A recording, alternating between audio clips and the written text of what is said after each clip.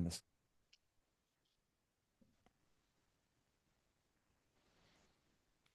Good morning and welcome to the Blockchain Advisor podcast, where we're building and bridging the gap between traditional investments and digital assets. I'm Bill Ulivari, and today we're diving deep into this fascinating intersection of corporate strategy and cryptocurrency, specifically the MicroStrategy's Bitcoin treasury approach and what it means to investment advisors like yourself.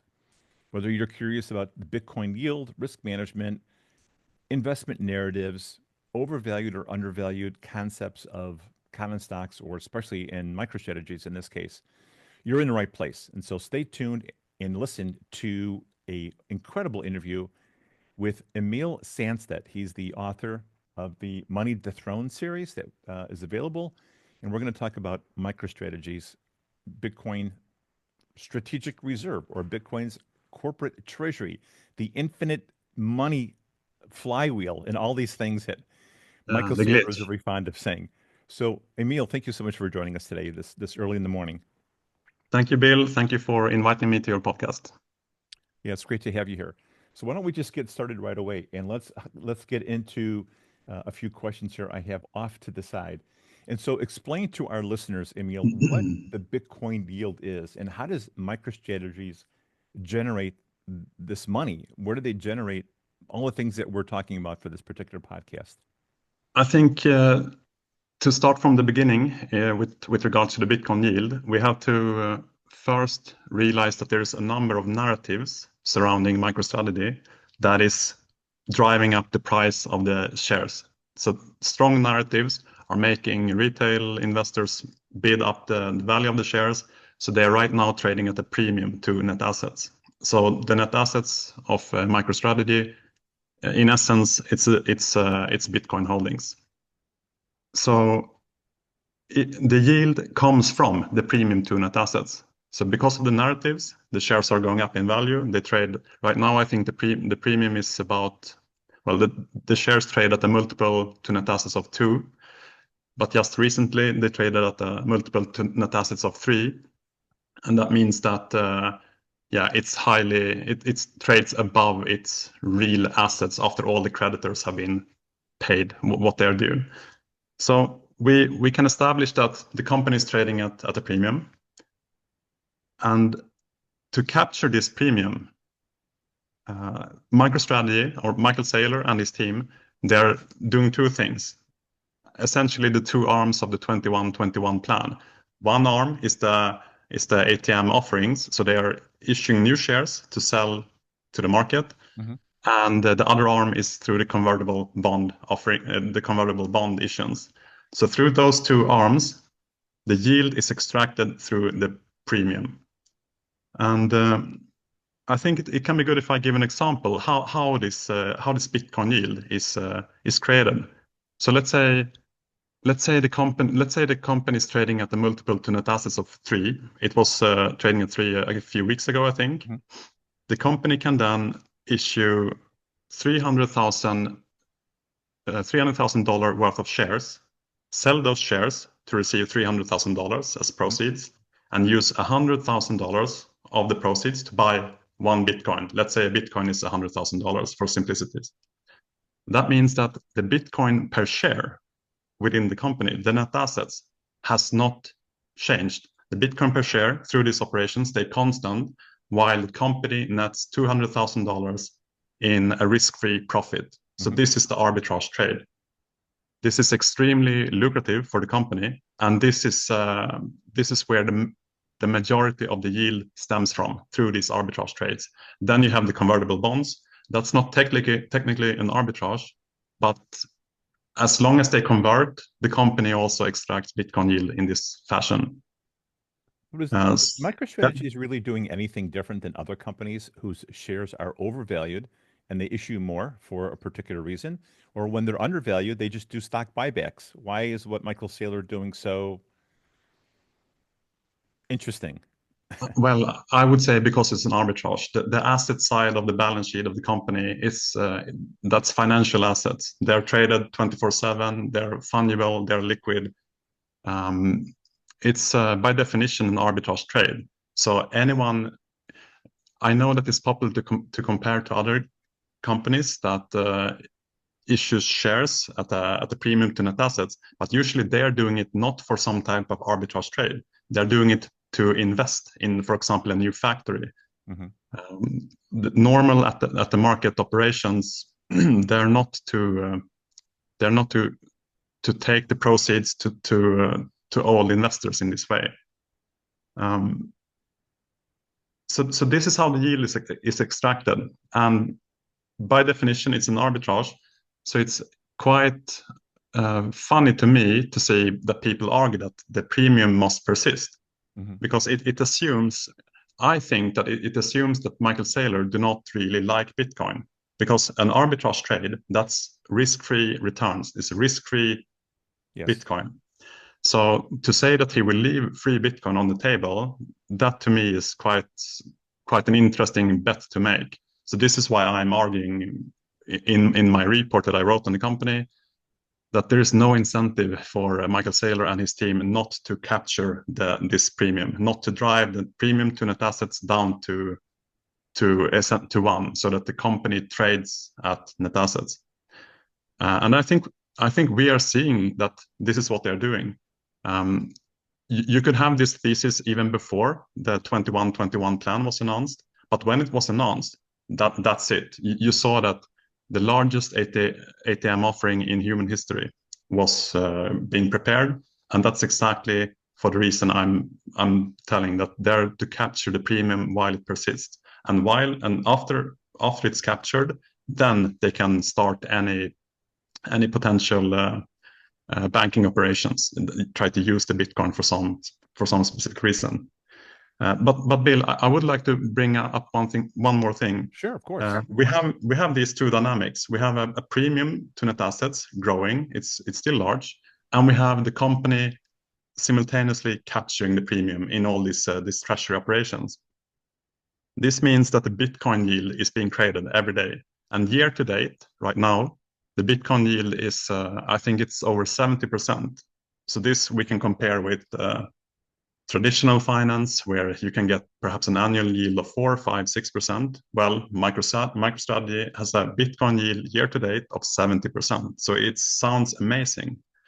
And because it sounds amazing, you have new investors flocking to the trade, flocking to the company, because they also want this high yield. They also want part of this good deal. You buy shares, and then you receive a high Bitcoin yield. It's just that this is circular thinking. The Bitcoin circular thinking is this: the company should trade at a premium because it has a Bitcoin yield, but the Bitcoin yield is extracted through the premium. This is the circular thinking, and it cannot. I'm showing that it cannot last. It's a Ponzi dynamic. It will only last until new buyers fail to show up. So for every day that continues now, we have you can view it as a pyramid, and below the pyramid another layer is added, and below that another layer is added, and they have to continuously increase in size for the Bitcoin yield to keep up by definition. So as the new buyers, as they fail to show up, well, then the new bases at the bottom of the pyramids, they will be smaller and smaller and smaller, and the yield as a percentage of the Bitcoin holdings will trend very quickly towards zero. And this is how Ponzi's work. They implode when the expected yield, when people start to realize that I will not get back what I invested in the company, which is the premium. And they are the premium. The people are the premium. They just don't know it yet. Exactly. That's the problem here. There's a 70% yield for a reason. No conventional company can give you a 70% yield at a year. Not even the best companies in the world. The yield is, I would say, probably between 95 to 100%, somewhere around this number. The yield is coming from retail investors right now, because theoretically some yield can come from the convertible bond issuance, but even there, when we know more about who these bond buyers are, I'm showing in my report who they are and why that matters. Well, the thing is, since they are market neutral hedge funds that sell short the company while they take the bond positions, we again find out that all the Bitcoin yield comes from essentially retail investors. They do not come from, so to speak, long only bond portfolio owners.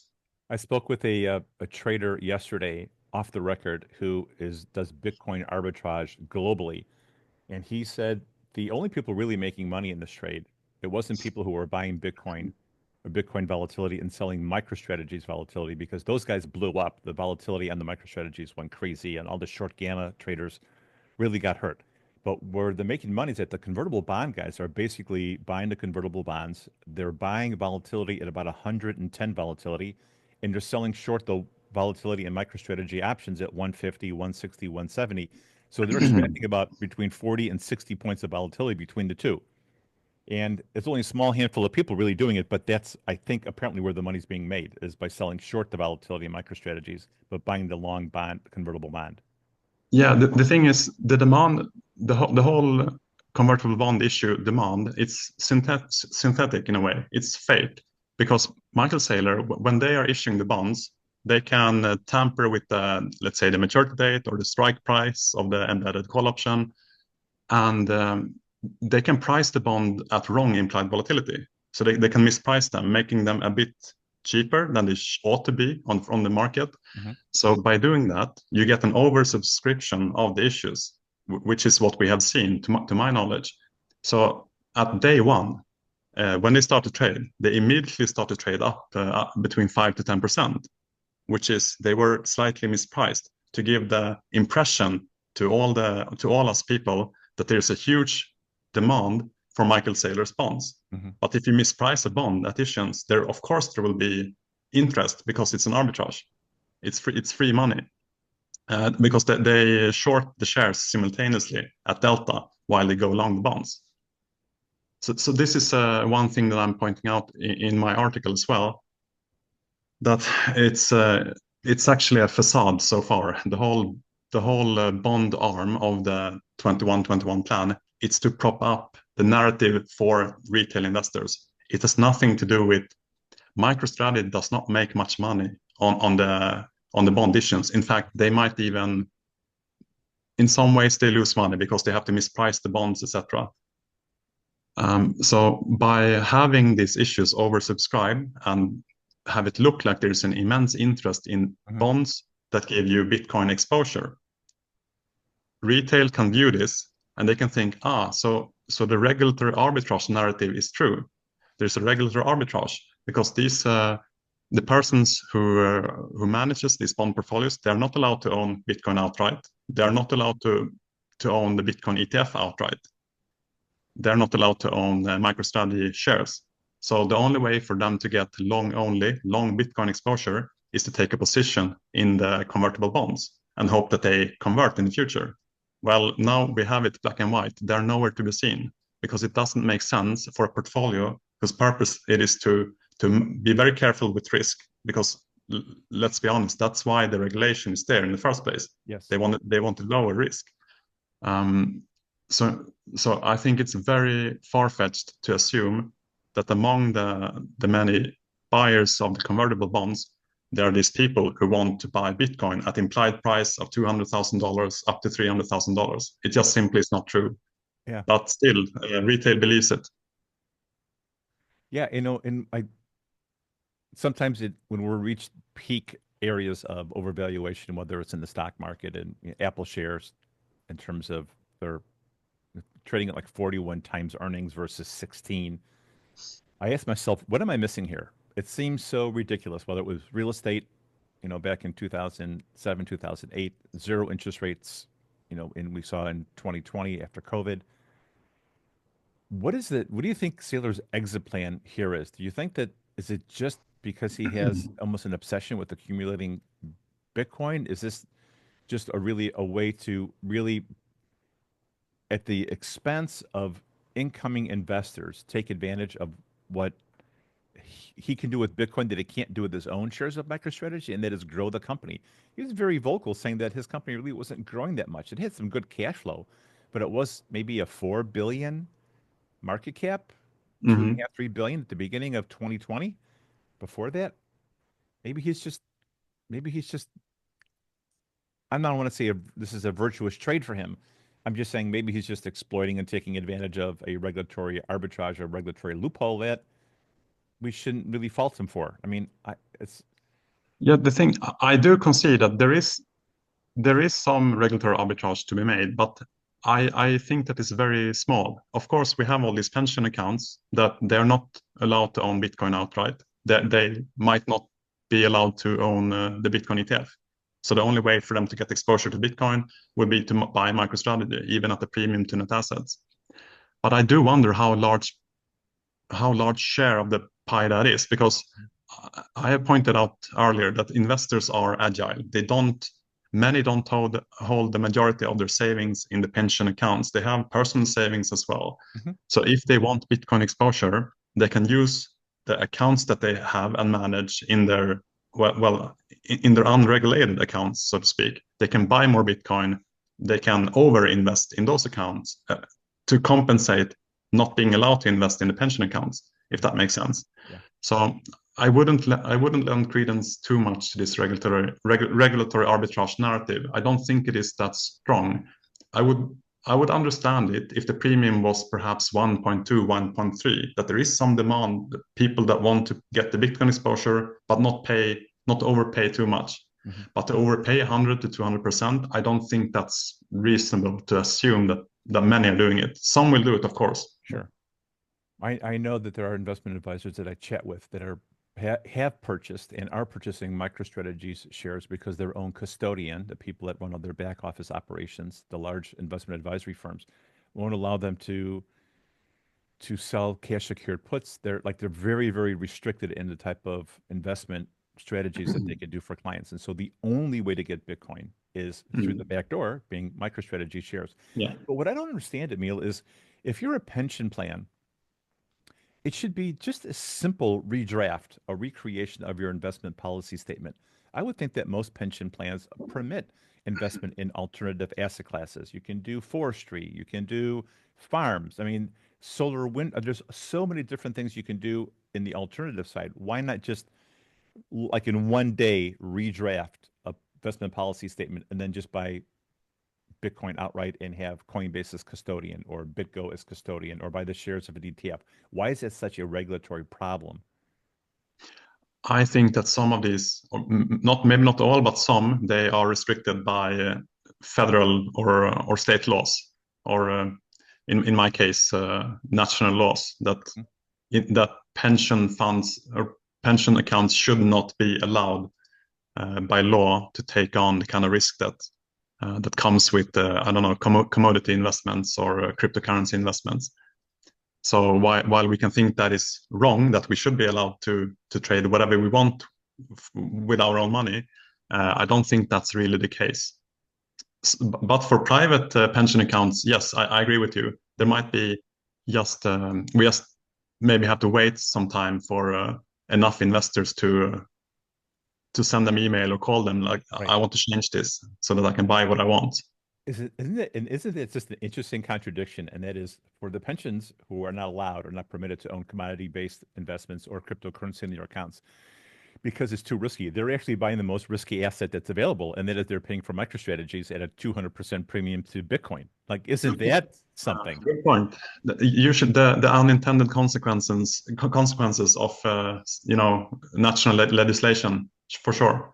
There's often very bad outcomes from legislation that try to protect investors. They try to find a backdoor, Mhm. doing it in other ways, which might not always be prudent. So if you were an investment advisor, just put on a hat. I mean, how do you think you would navigate the conversation with clients?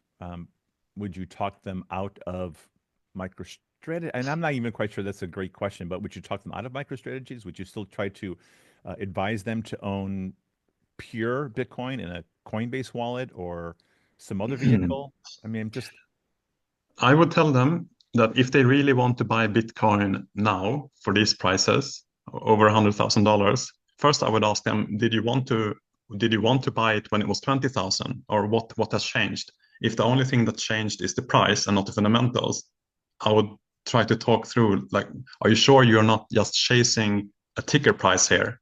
Because the fundamentals of Bitcoin has not changed since it was 20,000 per coin. It just hasn't. There hasn't been that much development in terms of scaling and the code base. So I would first talk to them about this. That, are you sure this is? But fine, it's their money, and if they do want to buy more Bitcoin above 100,000, or if they want exposure, I would tell them to try to save in other areas. Try not to use the pension money where you have to overpay over 100%. Because Michael Saylor is showing with the ATM offering, as I said, the largest ATM offering in human history, that he is bent on capturing the premium down to net assets. So by overpaying 100% for the Bitcoins implicitly, by buying these shares, you are, even though you are restricted through the pension account, but you're locking in a loss. Yes, I feel the same way. Immediately, you're locking in a loss. And the only thing you can hope for is that enough buyers come after you to provide enough Bitcoin yield for you to also recoup the premium that you paid for the shares. And let's run some numbers actually with this premium. It's actually pretty interesting. If the premium is at 3, the multiple to net asset value is 3, and you buy the shares, you need 200% Bitcoin yield. That's a really, really large number. That's a lot of people that have to come in after you, even to break even. I'm not even talking about profits. This is to break even, denominated in Bitcoin. Yes. Of course, anything can happen with the Bitcoin price, but we're thinking denominated in Bitcoin right now. And Michael Saylor himself, in the Q3 report presentation that he did, that everyone seems to love, he mentioned that fair value for his company, according to him, since it's a growth company, it's between a multiple to net assets of 3 to 5. And I did some back of the napkin calculations at a multiple of 5, and it would mean that if you buy at 5, you're immediately at an 80% loss denominated in Bitcoin. So you need 400% Bitcoin yield without share issuance. But since the Bitcoin yield stems from share issuance, either through ATM offerings or the convertible bond converting in the future, then you would need the company to accumulate about 400 million Bitcoin to break even. So that's the trade. You are betting on that the company can accumulate 4 million out of 21 million of the coins, and that's how you break even. It doesn't make sense. No. People are looking at this through too much emotions, I think. I agree. And again, there's that part of me that says, what am I missing here? What am I not understanding? Because my intuition and the numbers just don't seem to work for me. And so, like this morning, I got up around 2 o'clock in the morning. I couldn't stay asleep. And it made me think that there's so many companies out there similar to MicroStrategies insofar as that they're not really growing by products and services that they're offering, right? They are growing by stock buybacks to give this kind of implicit higher prices over time. If they have extra capital, they say that they can't find anything else to put their money to work except to buy back their shares. So what if rather than Apple, Amazon, Facebook, Walmart, all these other Fortune 500 companies, S&P 500 companies, what if rather than buying back their own shares, they all take this idea of the Bitcoin treasury strategy and they all buy Bitcoin? Aren't isn't Bitcoin just then become a common, it's almost like a common business development corp where Bitcoin becomes the shares that are being purchased by large companies to use as to increase their net asset value. It seems it seems like this could go really bad if you're only buying Bitcoin on the balance sheet rather than your own shares. Do you see this as a trend that's going to continue? And I'm not saying my idea. I'm just saying that's what this reminds me of. Yeah, there are a number of companies that have already accumulated Bitcoin on the treasury. Many of them are, tangential to the Bitcoin industry. They are Bitcoin miners, and then we have MicroStrategy, for example. But there are some outside the Bitcoin industry as well. I don't see how it's good for a company to not run dividends or buy back shares, because To me, that's ultimately the reason for you invest in a company when you have a surplus amount of savings. You are young, maybe you have a lot of income, Mhm. and you want some yield in the future to help perhaps when you're older. So to have it perpetually kind of reinvested in the company through share buybacks. I'm not against share buybacks, but they usually come together with dividends. There Mhm. is a dividend, and if the profits are even larger, companies tend to buy back shares as well. But to have it some type of perpetual buying of Bitcoin, no, I don't see how that will be a good thing. Bitcoin is still, I mean, it's still very new, and a lot of things can go wrong. So I would not do a lot of that if I were a large publicly traded company. I would say that that's not Prudent. uh, responsible to shareholders. Sure, sure. Yeah. Gosh, it's just such an interesting time that we live in. And I think it's another thing that I find interesting is you talk about things being priced, perfectly, and that is the high that I have on my screen of Bitcoin. I'm sorry, of MicroStrategies is around $530 a share. This was Mhm. just before it made its way into the Nasdaq 100 QQQ being listed, and now I have it trading at around 380 or 390. So it seems as though from a trader standpoint that when stock prices react negatively to positive news, that's a little bit of a worry. So now I'm worried that MicroStrategy may not continue this upward rally and has really gotten incredibly extended. And we could trade, if you look at the valuation to net asset value, I mean, this could be trading back into the 180s or 150s, and that would not be an unreasonable price target if that premium Yeah, collapses. we never know when the crash is coming, but we all know that Bitcoin is volatile. It has crashed over 50% many times, sometimes even 70, 80%. So it's for sure coming again. I don't know how high it will go this time around before it's crashing in another, bad market. But then MicroStrategy shares will follow suit because the assets are the Bitcoins. Um, it will be slightly leveraged. We'll see how leveraged. Excuse me, because I do think that they will soon will announce more convertible bond issues, which will increase the debt ratio. Mhm. Um, yeah, it's a very risky trade. I know it was up there at 550. Now it's trading slightly below 400. I think Mhm. it's still risky. The Saylor is showing with his intent. He's showing what he's doing. He can say that the premium should be 3 to 5. He's showing by selling shares that he's taking the premium down to net assets. He's getting rid of the premium because he likes Bitcoin. Michael Saylor likes Bitcoin. That's the assumption you have to make for that prediction. If I And was, so it might go down to net assets, but then we have to remember that he's capturing the arbitrage on the way down to while doing it. So it might not, even though the premium is 2 now, it doesn't mean that perhaps the price should crash 50%. It might be like 40% or something. okay, that makes sense. And there's also a part of me that's a conspiracy theorist that would say if I was in a office with large hedge funds, if I was in people who like this reminds me of when Japan was overpriced in 1989. All of a sudden, the large investment firms came out and they created products to sell Japan short, and then Japan went into a bear market for roughly 30 some years. And then when credit default obligations came out in the early 2000s, how they exploded with CDO squares. We saw that movie, The Big Short, and we saw real estate prices, no doc loans, real estate being in a bubble. Hmm. This has me worried that if there's a team of people right now trying to figure out how to crash this trade, how are we going to make money by selling this thing, right? How are we going to write a law or get something passed or talk to our friends at the regulators to absolutely screw over this trade because there's so much money to be made in it. If you were in a fly on the wall in those meetings, what kind of things would you be doing or thinking of?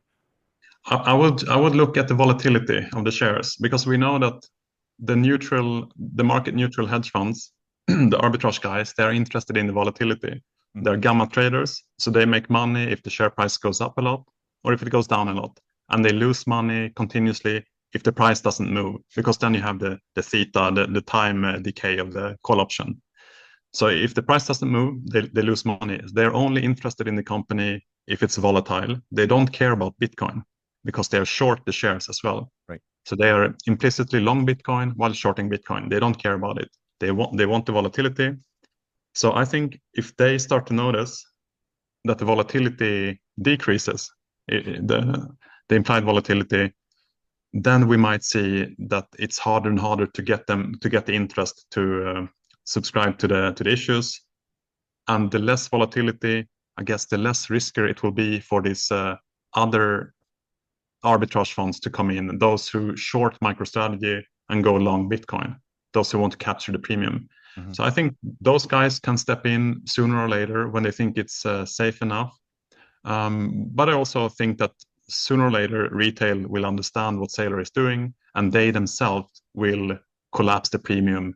Yeah. So while Saylor is selling into the premium, capturing it, they will also start selling because they can get out before Yes. the market valuation reaches net assets.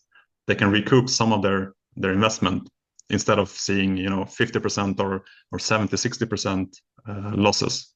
We're going to see people running for the lifeboats in the Titanic pretty soon.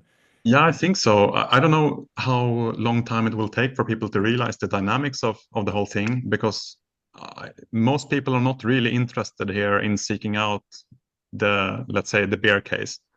Many feel vindicated because of all the money they have made. So whatever thoughts or whatever narratives they accepted previously, they feel vindicated. They think that's the truth. But the price, yes, the price has gone up, but it's not because of the reasons they think that it went up. It's because people were bidding at shares. Right. We are a global market right now, and people from all over the world can bid on this company. So these things can go on for a long time.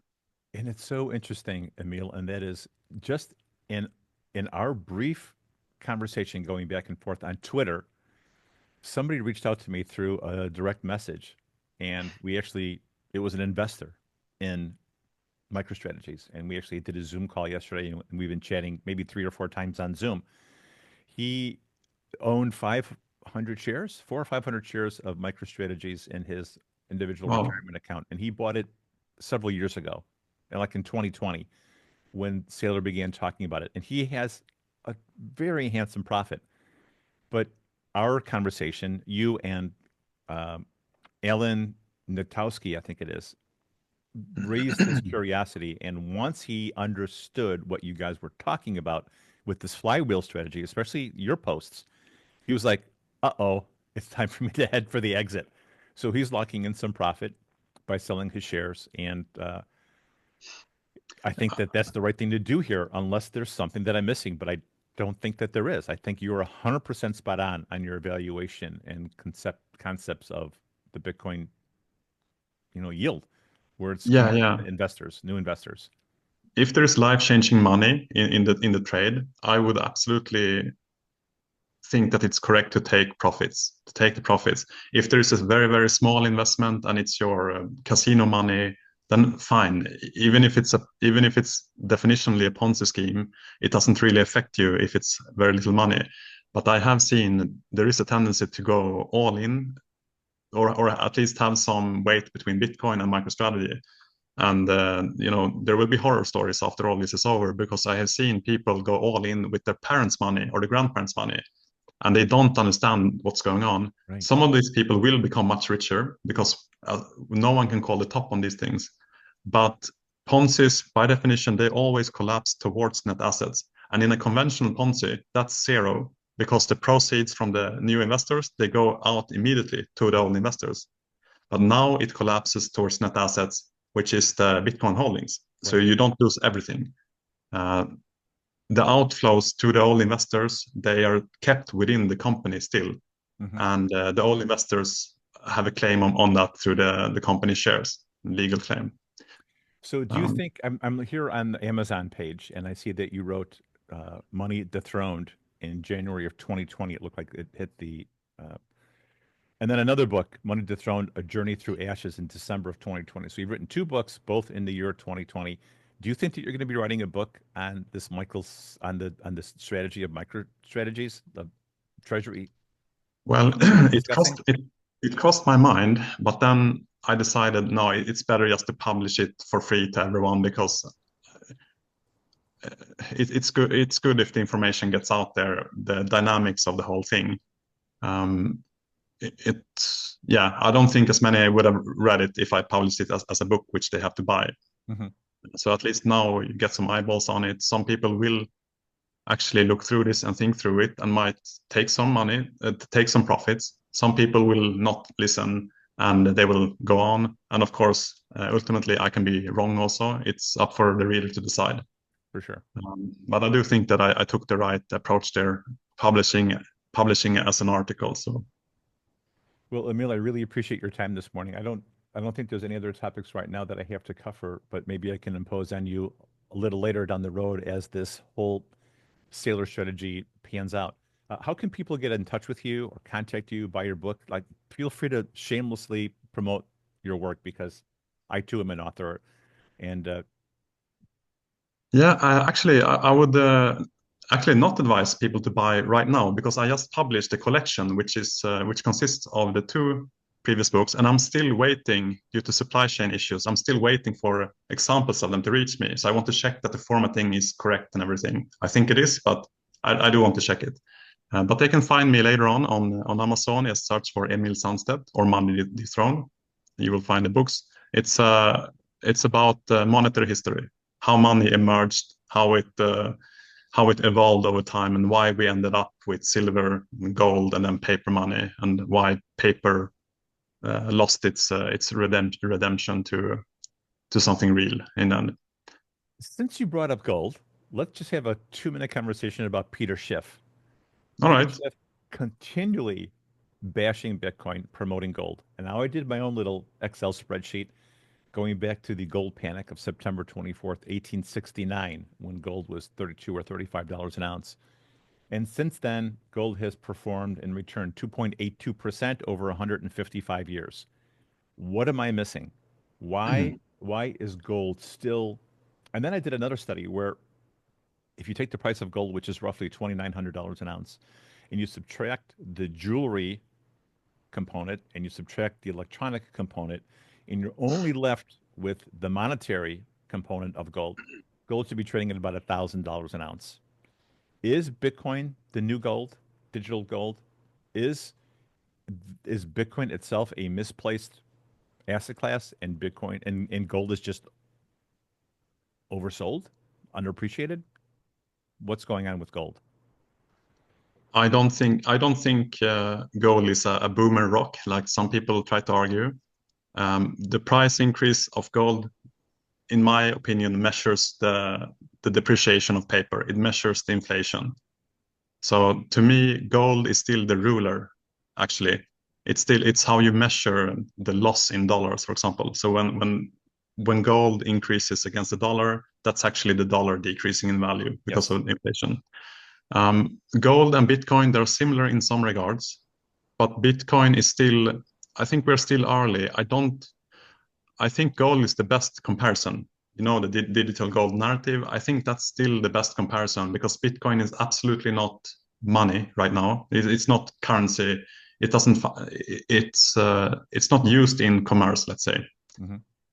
So I would view it more as a digital gold kind of thing, but I would not make the assumption that just because it doesn't inflate in the way gold inflates, that it will overtake gold because they're fundamentally different.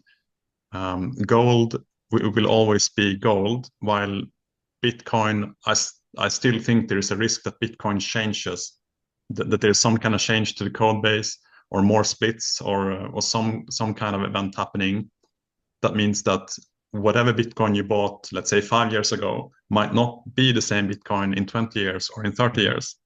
Whereas a gold coin that you stash away, it can, if you give it to your kids in 20 years, it's going to be the same gold coin, just that the total supply has increased a bit. Um, so I would still be cautious to value Bitcoin too high against gold. I think you always have to discount with the risk of what can go wrong.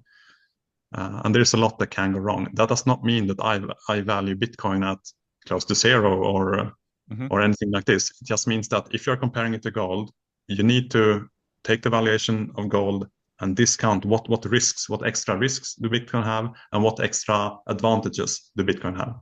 And those are the considerations. Sure. All right, we can do another podcast on Bitcoin versus gold and silver. But I think that's all. We're about 40 minutes into this podcast and this interview. Again, I really, really appreciate your time. For those who are listening, please go to Amazon and check out the Money the Throne, the collection. Although, as Emil had mentioned, that I don't think you've seen an actual sample of the book yet, but we're trying to support. It should come soon. And your listeners can also find me on Twitter. They can search for Emil Sandstedt, or they can go to my handle at besantdenir. Can you I have to look. How do you? What does that mean? How did you choose that handle? Oh, the Sans and denier, those are the gold coins of France and the Byzantine Empire back in the days. Ah, Yeah, Bezant. Okay, before they were debased. fine. Well, you've got 1,768 followers right now. That's awesome.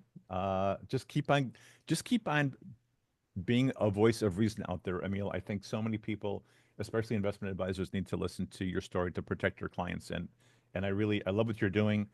I couldn't exactly put into words how I was feeling with this Saylor strategy. Not so much just what's happening, but how he dares investment advisors and hedge funds to sell his shares short. How he's just daring people, and I don't like that. Mhm.